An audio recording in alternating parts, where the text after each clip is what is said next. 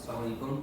तो dear students, अपना जो रिमेनिंग पार्ट था, जैसे कि आपने कल को डिस्कस किया कूलम्स लॉ का फर्स्ट पोर्शन, जिसमें आपने फोर्स को डिस्क्राइब किया, फिर फोर्स के बाद आपने के की वैल्यूज डिस्क्राइब की। के की वैल्यूज से पहले आपने क्या किया, एप्सिलॉन नॉट मींस के परमिटिविटी ऑफ फ्री स्पेस को आपने क्या किया, डिस्क्राइब किया। तो अब आप कूलम्स लॉ का सेकंड पोर्शन, जो पेपर पॉइंट ऑफ व्यू से मोस्ट इंपॉर्टेंट आप उसे कह सकते हैं कि वो है, तो वो क्या है आपके पास, vector form of Coulomb's law. या आपके पास समटाइम्स कुछ दफा पेपर के अंदर क्वेश्चन आता है कि how Coulomb's law relates with Newton's third law of motion. Means कि न्यूटन के थर्ड लॉ ऑफ मोशन से किस तरह कूलम्स लॉ क्या कर रहा है, आपके पास रिलेट कर रहा है। तो अब बेसिकली बिफोर डिस्क्राइबिंग दिस, सबसे पहले हम यहाँ पे एक एमसीक्यूज को डिस्कस कर लेते हैं कि एमसीक्यूज कौन सा है। तो कूलम्स फोर्स, वो एमसीक्यूज क्या है, Coulomb's force is also known as mutual force. कि कूलम्स फोर्स क्या है आपके पास, म्यूचुअल फोर्स के तौर पे है। मींस कि म्यूचुअल फोर्स किस तरह से है, इट मींस कि अगर सपोज आपके पास एक ये चार्ज है, एक ये चार्ज है, तो कूलम्स फोर्स तब एग्जिस्ट करेगी जब ये दोनों चार्जेस एक दूसरे के ऊपर क्या कर रहे होंगे, आपके पास फोर्स अप्लाई कर रहे होंगे। सपोज अगर यही एक चार्ज क्या कर रहा है आपके पास, इसके ऊपर फोर्स अप्लाई कर रहा है, बट ये चार्ज अगर इसके ऊपर फोर्स अप्लाई नहीं कर रहा, इट मींस कि ये अब कूलम्स लॉ को क्या कर रहा होगा, या कूलम्स फोर्स को क्या कर रहा होगा, होल्ड नहीं करेगा। कूलम्स फोर्स तब होल्ड करेगी जब ये चार्ज और ये चार्ज दोनों एक दूसरे के ऊपर क्या करेंगे, फोर्स को क्या कर रहे होंगे, आपके पास अप्लाई करेंगे। Okay, let's start our.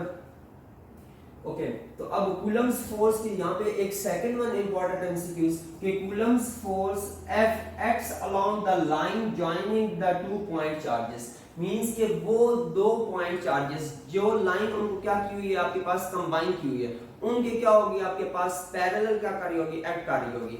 Let us से कि इसकी किस तरह से, इसकी आप क्या कह लें, एग्जांपल।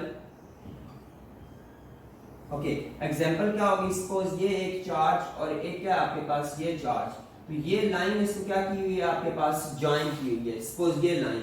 तो अब ये इस लाइन की क्या होगी, आपके पास यहाँ पे एग्जिस्ट करेगी कूलम्स फोर्स।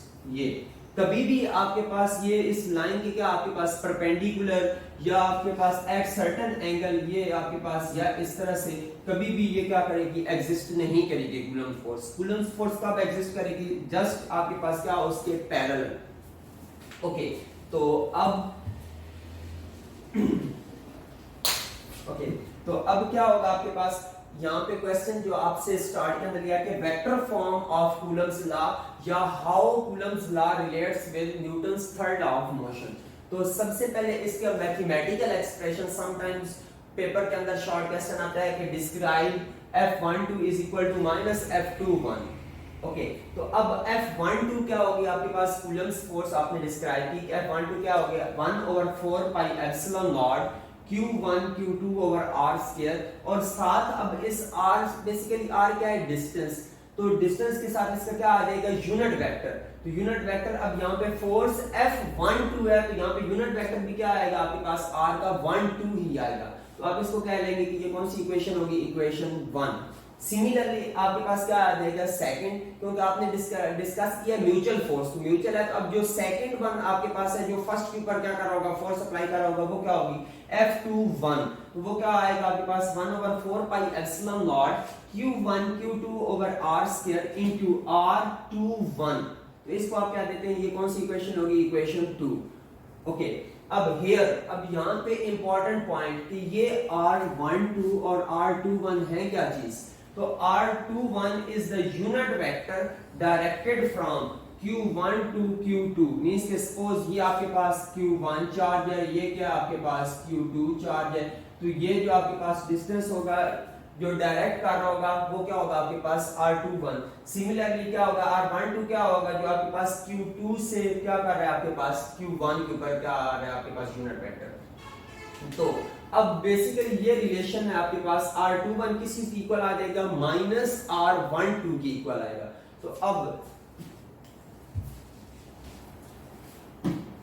ओके, तो अब यहाँ पे आपके पास 2 इक्वेशंस है, 1 और 2। आइदर आप इस वैल्यू को 1 के अंदर पुट कर लें, आइदर आप इस वैल्यू को कहां पे पुट करें, 2 के अंदर। तो ऑलरेडी जब आपके पास ये गिवन है, तो आप इसको कहां पे पुट करें, सेकंड इक्वेशन के अंदर। तो पुट अबव रिलेशन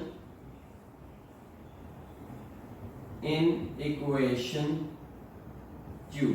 आप इक्वेशन 2 के अंदर इसको अबव रिलेशन को क्या करेंगे, पुट करेंगे, तो आपके पास रिजल्ट क्या आ जाएगा, F21 is equal to 1/4πε0 Q1 Q2 over R square, और साथ ही आपके पास आ जाएगा -R12 यूनिट वेक्टर। ओके, अब ये माइनस क्या आ जाएगा आपके पास, साइड टर्म्स से क्या आ जाएगा स्टार्ट के अंदर, तो आपके पास रिलेशन क्या आएगा, F21 is equal to -1/4πε0 Q1 Q2 over R square into R12 unit vector.